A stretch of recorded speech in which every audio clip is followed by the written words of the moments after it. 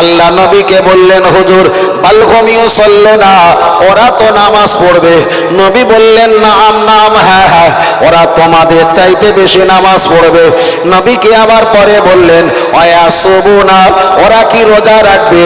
আল্লাহ নবী বললেন, ওরা এমন পরিমাণ রোজা রাখবে খড়ি টিকটিকে পাকাটি হয়ে যাবে রোজা রেখে। আল্লাহ নবী পরে বললেন, ওয়াহুদ্দুনা, ওরা এত পরিমাণ হজ করবে যা তোমরা তাদের সঙ্গে হজ করে পাল্লা দিতে পারবে না। নবী আমার জবাব দিয়ে বললেন, ওরা নামাজ পড়বে, রোজা রাখবে, হজ করবে। আনা বারিউম মিনহুম অহুম বারিউনা মিন্নি কামা ক্বালা আলাইহিস সালাম। তবে হাসরের ময়দানে ওরা আমার কেউ হবে না, আমি রাসূল হাসরের ময়দানে ওদের কেউ হব না। তাহলে এক শ্রেণীর মানুষেরা নামাজ পড়বে, রোজা রাখবে, হজ করবে, কিয়ামতের দিন নবীর কাছে ওদের আসার অনুমতি থাকবে না, আর নবীও তাদের কাছে যাবার অনুমতি থাকবে না। কারণটা কি? কারণটা কি? কারণ হলো একটা, পৃথিবীর সব নিয়ম পালন করেছে আর নবীকে মানার সময় হাজার কৈফাতে জুড়ে নবীর পালন করার সময়টা অকালনে ছেড়ে দিয়েছে। তাই নবী আমার হাদিস শরীফে বললেন, লা ইউমিনু, কতদিন ইমানদার হতে পারবে না। তোমার ছেলে মেয়ে, তোমার বাপ মা, আমলাগম টাকা পয়সা, আনফুসাগম জীবন জৈবনের অপেক্ষায়, এক কথা সর্বাপেক্ষায় যদি আমাকে ভালোবাসা না দিতে পারো, ওই ব্যক্তি ইমানদার হতে পারবে না, পারবে না। সাপোজ একটা উদাহরণ আমি আপনার কাছে বলি, মসজিদে আজান দিয়েছে, আশহাদু আন্না মুহাম্মাদার রাসূলুল্লাহ যখন বলেছে, আমি একটু চুম্বনকে চোখে মুখে লাগালাম। আমার একটা ভাই জিজ্ঞাসা করছে, মফিজুল হুজুর, মুহাম্মাদুর রাসূলুল্লাহ নাম শুনে চোখে মুখে কি চুম্বন খাওয়া যাবে? আমি বললাম যাবে। উনি বলল, দলিল দাও। আমি যখন দলিল দিয়েছি তখন বলছে, এটা জয়ীফ, এটা মানসুব, এটা রহিত, এটা জাল হাদিস, মানা যাবে না। ওই ছেলেকে জিজ্ঞাসা করো, নবীর নাম শুনে চুম্বন খেয়েছি, তার জন্য আমি প্রমাণ দেখালাম, তোমার একটা প্রমাণ পছন্দ হলো না। তোমার বাড়ি কি ছোট ছেলে আর মেয়ে আছে? হুজুর আছে।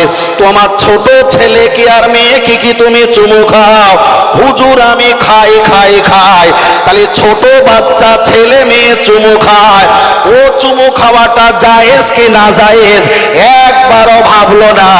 নবীর নামে যখন চুম্বন খাওয়া হয় তখন ফতোয়াবাজি শুরু করে।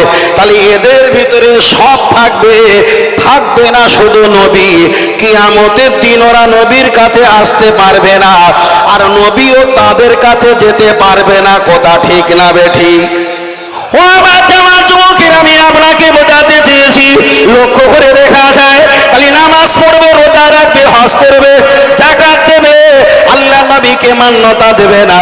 আমি আপনার কাছে বোঝাতে চেয়েছি, নামাজ আমাদের জান্নাতের ওসিলা নয়, হজ আমাদের জান্নাতের ওসিলা নয়, যাকাত আমাদের জান্নাতের ওসিলা নয়।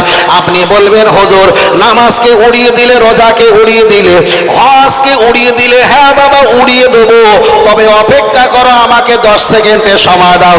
আল্লাহ নবী দুনিয়াতে এসেছে তখন কিন্তু নামাজ ছিল না। অনেক বছর পর সিদরাতুল মুনতাহা আরশে আজিমে গেছে, আমার আল্লাহ আমার নবীকে নামাজ দিয়েছে। তাহলে এর ভিতরে যত সাহাবীরা মৃত্যুবরণ করেছে তারা নামাজ পায়নি, নামাজ কানে শোনেনি, নামাজ চোখে দেখিনি। নবী দুনিয়াতে এসেছে, পাহাড়ের গুহার উপরে বসে আছেন, ইকরা ইকরা ইকরা, পড়ো পড়ো, বিসমিল্লাহির নামে রব্বিকাল্লাযী, মহান সৃষ্টিকর্তার নামে পড়ো। আমার আল্লাহ 5টা কোরআনের আয়াত দিয়েছে, কিন্তু কোরআন নাজিল হওয়ার আগে কয়েক শত শত সাহাবীরা দুনিয়া থেকে মৃত্যুবরণ করেছে।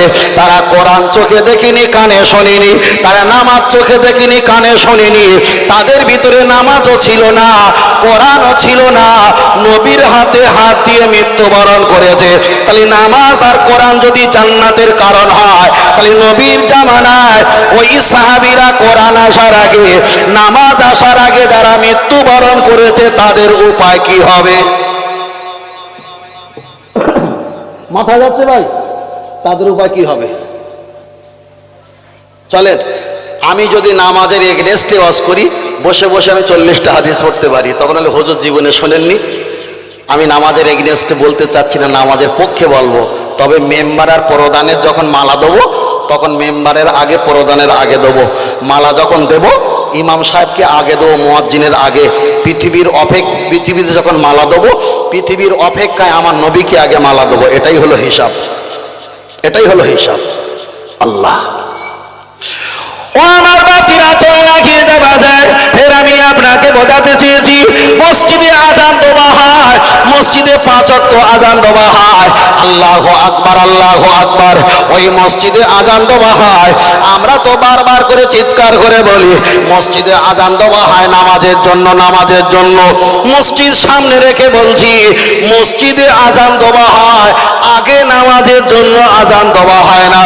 যদি বলেন হুজুর আপনি প্রতিটা গোটা রং বলছেন, আমার হিসাবটা নিয়ে এবার বাড়ি যাও। আমি একটা কথা বলবো আর আপনি হিসাব করেন। প্রথমে মসজিদে যখন আজান দেওয়া হয় আল্লাহু আকবার, আল্লাহু আকবার। আল্লাহ সবচেয়ে জিয়াদা, আল্লাহ মহান, আল্লাহ বড়, আল্লাহ বড়। তাহলে আল্লাহু আকবারের ব্যাখ্যা হলো আল্লাহ বড়। এতে কি নামাজের কথা লেখা আছে? নেই। আছে লেখা? নেই।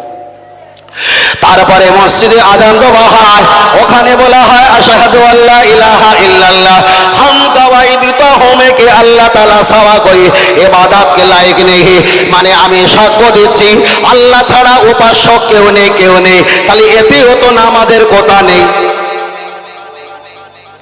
তারপরে বলা হয় আশহাদু আন্না মুহাম্মাদার রাসূলুল্লাহ, আশহাদু আন্না মুহাম্মাদার রাসূলুল্লাহ। যার ব্যাখ্যা হলো আমি আরো সাক্ষ্য দিই আল্লাহ পাকের নবী হলো শ্রেষ্ঠ নবী হলো যার নাম মুহাম্মদ সাল্লাল্লাহু আলাইহি ওয়াসাল্লাম। এতেও কি নামাজের কথা আছে? নেই। তাহলে আল্লাহু আকবার এটা নামাজের আওয়াজ নয়, আশহাদু আল্লা ইলাহা ইল্লাল্লাহ এটা নামাজের কোনো আওয়াজ নয়, আশহাদু আন্না মুহাম্মাদার রাসূলুল্লাহ এতেও কোনো নামাজের আওয়াজ নেই। তবুও তো এত বছর মসজিদে যখন আজান দেয় তখন আমরা বলি এই আজান হচ্ছে নামাজের জন্য, বলি না? বলি না? চলেন হিসাবটা নাও এবার। তাহলে মসজিদে প্রথমে স্বীকার করতে হয় আল্লাহু আকবার, মানতে হয় কাকে? আল্লাহকে। তারপরে আসে কি আশহাদু আন্না মুহাম্মাদার রাসূলুল্লাহ, স্বীকার করতে হয় কাকে? মুহাম্মদ সাল্লাল্লাহু আলাইহি ওয়াসাল্লামকে। তারপরে বলতে হয় হাইয়া আলাস সালাত, আও নামাজ কে লে আও, নামাজ কে লে আও, নামাজ কে লে আও। তাহলে হাইয়া আলাস সালাত বলার আগে মুহাম্মদ সাল্লাল্লাহু আলাইহি ওয়াসাল্লামকে মানো কিনা আশহাদু আন্না মুহাম্মাদুর রাসূলুল্লাহ বলো, তারপরে নামাজে ডাকো। তাহলে নামাজকে ডাকার আগে আমার আল্লাহর নবীকে আগে ডাকতে হয়। বিষয়টা খুব সহজ, কিন্তু বার করা কঠিন। এটাই হলো আহলে সুন্নাত আল দাদাবি রহমাতুল্লাহ আলাইহির মহব্বতের রিয়াকশন। চলে না গিয়ে যাই। ও আমার বাচ্চারা, আমি আপনাকে বোঝাতে চেয়েছি চলি যদি বলেন কেন পৃথিবীর জমিনে আপনি ধর্ম পালন করবেন, পৃথিবীতে যত ধর্মের মানুষ আছে হিন্দু, খ্রিস্টান, জৈন, পারসি, শিখ, ইসাই, গুজরাটি, মারাঠি, কুচবিহারি, বিহারি, বাঙালি 3.5 থেকে 4.5 ধর্মের মানুষ পৃথিবীতে যারা আছে তারা প্রথমে স্বীকার করেছে লা ইলাহা। যারা নাস্তিক আছে এই হিসেবটাও নিয়ে নাও, ঠিক আজানের মতো ব্যাখ্যা। পৃথিবীতে যারা নাস্তিক আছে তারা কিছুই বিশ্বাস করে না, তারাও কলেমা পড়েছে। কলেমা কতটা পড়েছে? লা ইলাহা, লা ইলাহা, লা ইলাহা। নেই কোনো সৃষ্টিকর্তা, নেই কোনো মাবুদ, নেই কোনো ইলাহা, নেই কোনো খালেক মালেক, নেই কোনো আল্লাহ, নেই কোনো সৃষ্টিকর্তা। ওরাই হয়ে গেছে নাস্তিক, তাই না? চলেন দ্বিতীয়। তারপরে যারা লা ইলাহা পড়ার পরে ইল্লাল্লাহ যারা পড়েছে তারাই বলেছে একমাত্র আছে আল্লাহ, একমাত্র আছে আল্লাহ। ওটাও তো ইবলিসও পড়েছে, ওটা তো ফেরাউনও পড়েছে, ওটাও তো আবু জাহেলও আল্লাহকে মেনেছে না, মানেনি। তাহলে যারা দেখা যায় নাস্তিক তারা লা ইলাহা পর্যন্ত পড়েছে আর আগায়নি। যারা দুনিয়াতে বেঈমান হয়ে গেছে তারাও লা ইলাহা ইল্লাল্লাহ পর্যন্ত পড়েছে, মুহাম্মাদের কাছে যায়নি, অন্য নবীদের কাছে যায়নি, হোক সেটা ঈসা রুহুল্লাহ, আদম সফিউল্লাহ, মুসা কালিমুল্লাহ, অতদূর যায়নি। শুধু পড়েছে লা ইলাহা ইল্লাল্লাহ। খালি লা ইলাহা পড়েছে, ওরাও জাহান্নামী। লা ইলাহা ইল্লাল্লাহ যারা পড়েছে এরাও ক্ষতিগ্রস্ত হয়ে গেছে। আমরা হানাফি মাযহাব আহলে সুন্নাত ওয়াল জামাত, আমরা পুরোটাই পড়ি লা ইলাহা, নেই কোনো সৃষ্টিকর্তা, ইল্লাল্লাহ একা আল্লাহ, মুহাম্মাদুর রাসূলুল্লাহ, আর নবী মুহাম্মদ সাল্লাল্লাহু আলাইহি ওয়াসাল্লাম হলো আমার আল্লাহ পাকের নবী। তাই আমি বারবার করে একটা কথা বলি, আল্লাহ মানলে নবী মানা নয়, বরং নবীকে মানলে আল্লাহর হুকুমকে মানা হয়ে যায়। আর একটু জোরে হবে না? তাহলে কলেমা তিনটে ভাগ হয়েছে না হয়নি? আচ্ছা, আমাদের ইবলিসরা যারা বেঈমান কাফের ছিল, ইবলিসও ছিল, তিনিও বলেছে আল্লাহ আপনি আমার রব, কোটি কোটি বছর সেজদা দিয়েছে, ফেরেশতাদের শিক্ষক হয়েছে, কিন্তু নবীকে মেনেছে? মানিনি। ডাহানে বায়নে সালাম ফিরকার দোনো হাত উঠাকার দোয়া মাঙ্গি, বলতে বলতে এটা হিন্দি হয়ে যায়, কেতাবগুলো বেশিরভাগ উর্দুতে থাকে তো মানে হয়ে যায়। দোনো হাত উঠাকার দোয়া মাঙ্গি, হাত বহু জিয়াদা না ওঠা यानी कंधों से ऊंची ना करो, দোয়া যা ফারেক হোকার দোনো হাত মোহ পার ফেরিল, সমঝতা है? এখন মোনাজাতের শেষে আমরা দুটো হাত মাসাবা ইয়ানি অর্থাৎ বুলিয়ে নিয়ে আসি। কেউ বলে বিরহমাতিকা ইয়া আরহামার রাহিমিন, আবার কেউ বলে আলহামদুলিল্লাহি রাব্বিল আলামিন, আবার কেউ বলে লা ইলাহা ইল্লাল্লাহ মুহাম্মাদুর রাসূলুল্লাহ। তাহলে বিরহমাতিকা ও আল্লাহ জিকির, আলহামদুলিল্লাহ ও আল্লাহ জিকির, লা ইলাহা ইল্লাল্লাহ মুহাম্মাদুর রাসূলুল্লাহ এটাও আল্লাহ জিকির। কটা হলো? তিনটে। যদি অন্য হুজুরের কাছে বিচার দেয়, অন্য হুজুর তো যে দলে সেই দলের বিচার করবে।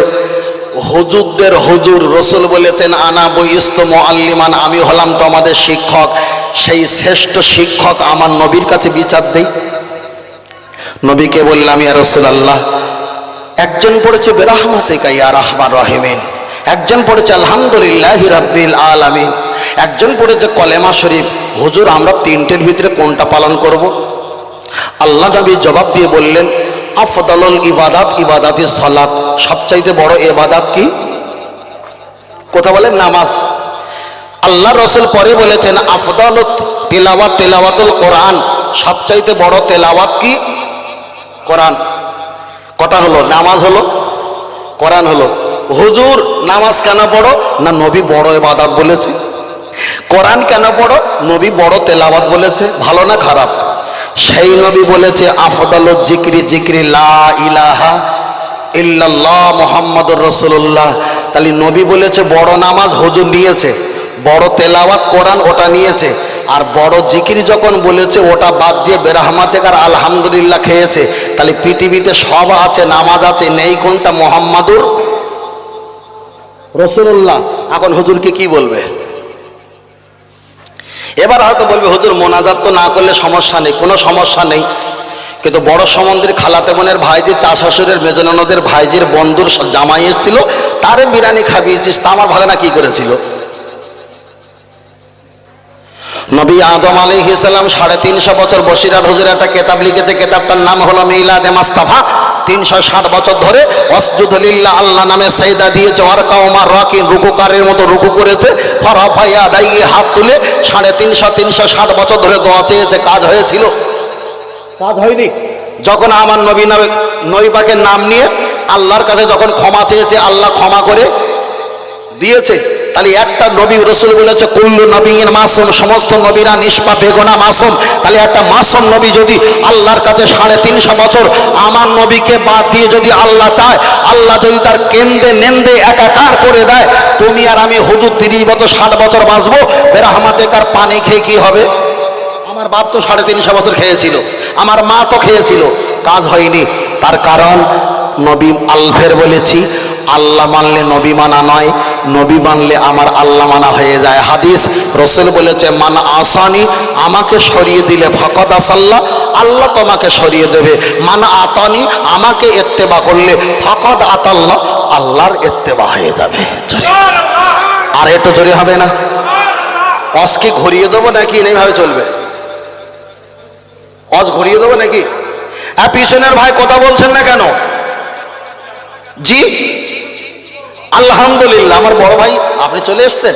আলহামদুলিল্লাহ, তাকবীর, নারে তাকবীর, নারে তাকবীর, নারে তাকবীর। চলেন, কোনো ঘটনা নেই, কোনো রটনা নেই, বাস্তবিক কোরআন হাদিস দিয়ে কথা বলছি। চলেন, আমি আপনার কাছে নবী সম্পর্কে বলতে বলতে অনেকটা বিষয় বলে ফেলেছি। চলেন এবার আমি আপনার কাছে এগিয়ে যাই। আপনি পৃথিবীতে ধর্ম পালন করবেন, ধর্ম পালন করার আগে আমার নবীকে আগে ডাকতে হয়, তারপরে আমার আল্লাহকে ডাকতে হয়। ফের বলছেন আপনারা মফিজুল ভাই, এবারে আপনি আবার আর একটা রং কথা বলে ফেললেন। প্রথমে আমার নবীকে ডাকতে হয়, তারপরে আল্লাহকে ডাকতে হয়, এটা কেমন কথা? চলেন আমি আপনার কাছে ছোট করে একটা অপশন বলি। নবী আমার হাদিস শরীফে বললেন, মান করা আল কোরআনা হারফান ফালাগু আশরু হাসানা।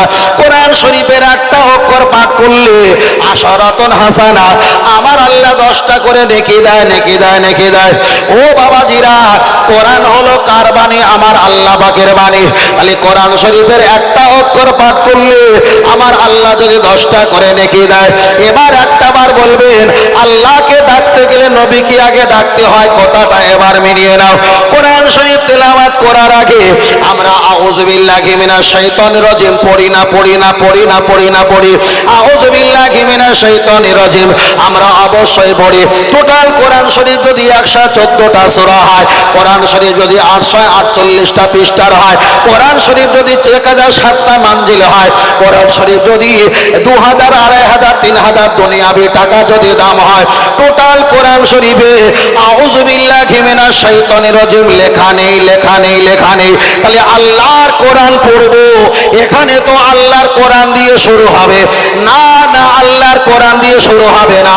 কোরআন হতে পারে আল্লাহর বাণী, কিন্তু কোরআন পড়ার আগে আউযু বিল্লাহি মিনাশ শাইতানির রাজিম পড়তে হয়। এটা কোরআন নয়, এটাই হলো নবী পাকের হাদিস, নবী পাকের হাদিস।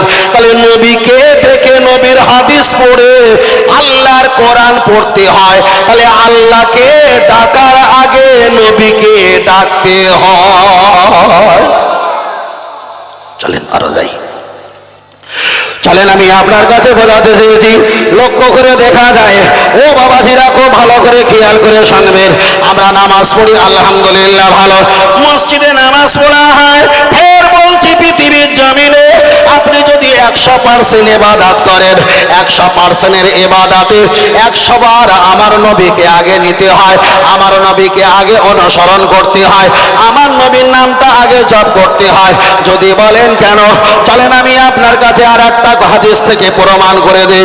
আমরা যখন নামাজ পড়ি, আল্লাহ নবী হাদিস শরীফে বললেন, আফদালুল ইবাদাত ইবাদাতি সালাত, সবচাইতে বড় ইবাদত হলো নামাজ। দন্তন্নয় আকারময় আকার বর্গীয় নামাজ, দন্তনয়তে নমিম আকারেতে আমার ময়তে মাতাকে, আকারেতে আল্লাহর বর্গী জাতে জন্য নত করিব আমার মাথা একমাত্র আল্লাহর জন্য, আল্লাহর জন্য। এটা বলার আগে আর একটা বলে ফেলি, ও বাবাজিরা, নামাজ পড়লে খুশি হয় আমার আল্লাহ, নামাজ পড়লে খুশি হয় আমার নবী। এবার বলেন, নামাজ কাজা করা ভালো না খারাপ? কেউ যদি বলে যে আমি নামাজ কাজা করে নবীকে খুশি করব, ভালো না খারাপ? খারাপ, তাই না? হাজী সাহেব আছে এখানে? হাজী সাহেব, হাজী সাহেব, হাজী সাহেব আছে? হাজী সাহেব আছে এখানে? কেউ নেই? একটু হাত তুলে দেখাও না। ও হো, মাশাআল্লাহ। তাহলে আমার পিঠ ভাসা গেছে দাদু ভাই, আমার পিঠটা ভাসা গেছে। হজ পাকে যারা গেছে তারাই ভালো বলতে পারবে। আরাফাতের ময়দানে 9 তারিখে, জিলহজ মাসের 9 তারিখে আরাফাতের ময়দানে আসরের নামাজ পড়ে মুআল্লিমরা 5 তলা 10 তলা বিল্ডিং থেকে হুড়মুড় করে নামিয়ে গাড়িতে তুলে আপনাকে ওই ফাঁকা জায়গায় নিয়ে যাবে। মাগরিবের আজান হবে, নামাজ তবুও পড়া যাবে না। এশায়, মাগরিব আর এশা একসঙ্গে নামাজটা আদায় মাথা নাড়ছে দেখো, আদায় করে দিতে হবে। নবী ওখানে নামাজ কাজা করেছিল। আপনি যদি বলেন মক্কা শরীফে 1 রাকাত নামাজ পড়লে 1 লক্ষ রাকাতে সওয়াব পাওয়া যায়, আপনি সওয়াবের পিছনে ছুটলে 26 নম্বর পারা, সূরার নাম সূরা হুজরাত, আল্লাহর কোরআন বলে দিয়েছেন আনতাহাবাতা আমালুকুম ওয়া আনতুম লা তাশকুরুন। তোমরা যদি আমার নবীর উর্ধে উঠতে চাও, তোমাদের ঈমান আমল আমি আল্লাহ ক্ষতি করে দেবো, জানতে পারবে না, বুঝতে পারবে না।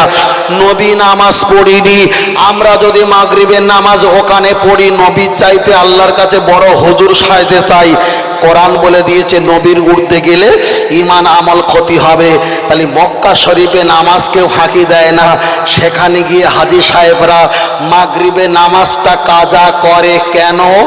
নবী কাজা করেছে তাই আল্লাহ নবীর দিকে তাকিয়ে, হজের গাইড বইতে লেখা আছে নামাজ কাজা করা নবীর দিকে তাকিয়ে আল্লাহ ওয়াজিব করে দিয়েছেন। জোরে বলেন। তাহলে নামাজ কাজা করেও খুশি করা যায় কাকে? নবীকে। কাকে? নবীকে। নামাজ পড়েও খুশি করা যায় কাকে? নবীকে, আল্লাহকে। তাহলে নামাজ কাজাতেও নবী খুশি হয়, নামাজ পড়েও খুশি হয়। এবার বলেন শুধু উদ্দেশ্য আমাদের কি? উদ্দেশ্য ছিল ঈমান, ঈমান, ঈমান, ঈমান।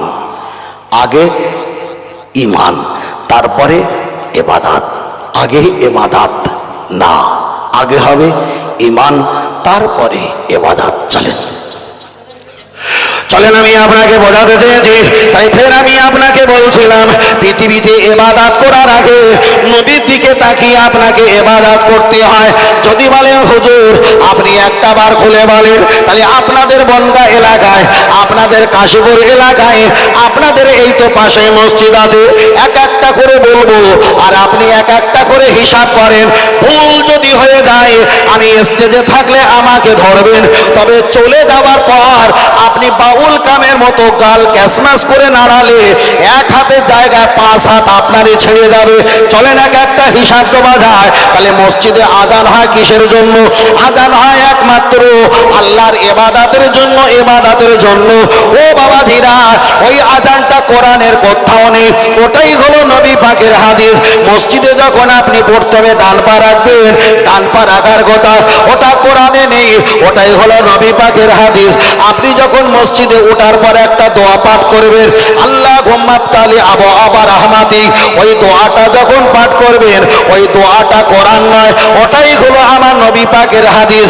আপনি মসজিদে যাওয়ার পর আপনি 3 রাকাত, 2 রাকাত, 4 রাকাত আপনি নামাজ পড়ার জন্য আপনি নিয়াত করবেন। আমার আল্লাহ নবী হাদিস শরীফের বুখারীর প্রথম বলে দিয়েছে ইন্নামাল আমালু বিন্নিয়াত। তোমরা প্রতিটা কাজ করার আগে কমপ্লিট তোমরা নিয়াত করো, নিয়াত করো। তাহলে আপনি যে নিয়াত করবেন এটা হলো আমার নবী পাকের হাদিস। আপনি যখন কানের লতিতে ঠেকাবেন কিংবা কাছাকাছি নিয়ে যাবেন, এটা কোরআন নয়, এটা হলো নবী পাকের হাদিস। আপনি যখন নাভির নিচে 2টো তাহারিমা বাঁধবেন, হাত যখন রাখবেন, এটা কোরআন নয়, এটা হলো নবী পাকের হাদিস।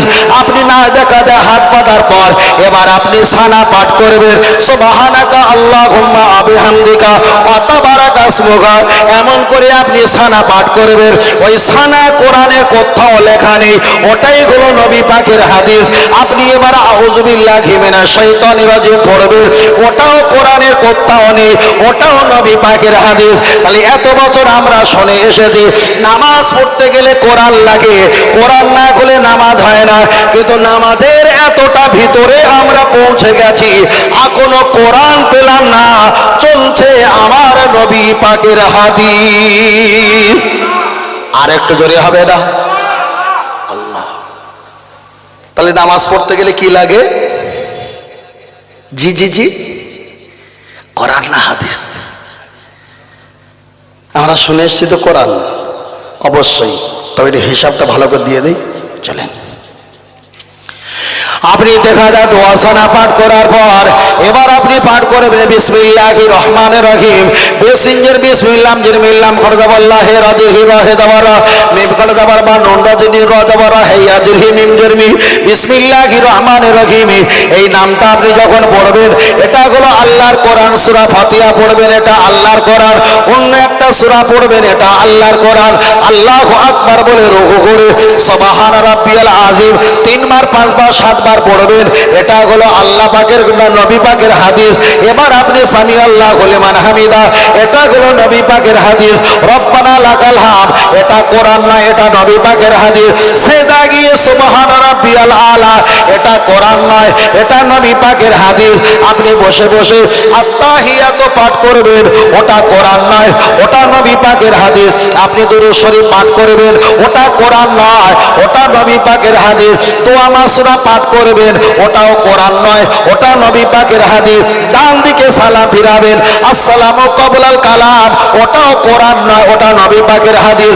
আল্লাহুম্মা আমিন বলবেন, কোরআনে কোথাও আল্লাহুম্মা আমিন লেখা নেই, ওটাও নবী পাকের হাদিস। আপনি যখন মোনাজাত শেষ করবেন, বিরহমাতিকা কিংবা আলহামদুলিল্লাহ কিংবা পূর্ণাঙ্গ কলেমা পড়বে, পূর্ণাঙ্গ কলেমা কোরআন শরীফে কোথাও নেই, ওটাও নবী পাকের হাদিস। তাহলে নামাজ পড়তে গেলে যদি কোরআন আর হাদিস মিলে যদি 10% লাগে, তার ভিতরে 2% হলো আল্লাহর কোরআন আর 8% আমার নবী পাকের হাদিস। আর একটু জোরে হবে না? এবার বলেন, নামাজ সবচাইতে বড় ইবাদত তো? জি জি জি। সেই ইবাদতে আল্লাহর কোরআন বেশি না হাদিস বেশি? হাদিস বেশি। তাহলে আগের কথা খেয়াল আছে, আমার নবী যেখানে আমার আল্লাহর রহমত। নামাজটা বড় ইবাদত হওয়ার পিছনে এগুলো কারণ হতে পারে। আরো ভিতরে নামলে, আরো ভিতরে প্রবেশ করলে আরো অনেক তথ্য পাওয়া যাবে। নামাজকে দাঁড়িয়ে কেউ যদি রমজান মাসে রোজা রাখে আর গালে যদি থুতু আসে, জানালা দিয়ে হক ধরে থুতু ফেলেছে। নামাজ শেষে বললাম, খোকা তোমার নামাজ হয়নি। বলছে, না হুজুর আমি তো মাল ধরে রেখেছিলাম, ছাড়িনি। বুঝলেন না? নামাজ অবস্থায় ইমাম সাহেব যদি সালাম দেয়, সালামের জবাব দেওয়া যাবে না। কিন্তু নামাজের ভিতরে আসসালামু আলাইকা আইয়ুহান নবী ওয়া রাহমাতুল্লাহি, নবীকে সালাম দেওয়া হলো ওয়াজিব, মানে তাশাহুদ পড়া ওয়াজিব। নবীকে সালাম দেওয়া ওয়াজিব। নবীকে সালাম না দিলে নামাজ হবে না। আমি নামলে, এর ভিতরে নামলে আরো দর্জন নবীর হাদিস আমি আরো খুঁজে পাবো। পেতে পেতে পেতে পেতে শেষ এক জায়গায় যাব, সেটা চলেন ছোট্ট করে বলে নেই, যেহেতু আমরা পীর তরিকতের মানুষ, তাই তো একটা জিনিসটা তুলে নে চট করে।